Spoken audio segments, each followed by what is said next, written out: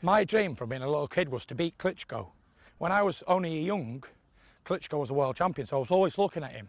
And then when I'd completed it, it was game over for me. I didn't want to continue. Plus, I was mentally unstable. Like, going into that fight, I was very depressed and down and anxious. And I always had that goal of beating Klitschko that kept me on the straight and narrow path. But after that goal was taken away from me, I had nothing else that I could focus on to give me that drive. And it was just like total downward spiral, and I just didn't want to live anymore. I was happy to die at 27. I was happy to finish, that was it. Nothing or nobody could bring me back. Not my wife and kids, didn't care about nothing. Every day I woke up, I just wanted to die.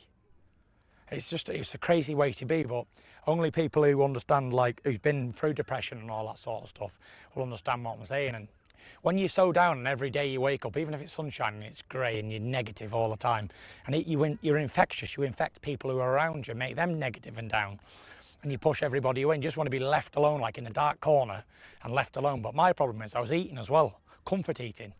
So I was just getting heavier and heavier and more down and depressed and down. And I never thought that I'd ever return to boxing or anything like that. The furthest I thought I'd ever go if I didn't die was padded room. What was you like at home with your wife at that time? Terrible, non-existent. I'd go out for days on end drinking. What would she do? Was she ringing you? She'd be ringing me. I'd switch my phone off and they'd be thinking, right, he's killed himself now. He's gone. And they'd be phoning around everywhere, looking for me. Have you seen Tyson? I can't get hold of him for 2 days and I think he's killed himself. Because I was always like, yeah, this is the day I'm going to kill myself. And I even attempted it as well one day. And it wasn't good. It wasn't a good time in my life. It was just dark, lonely, horrible place. And I never want to go back to, ever.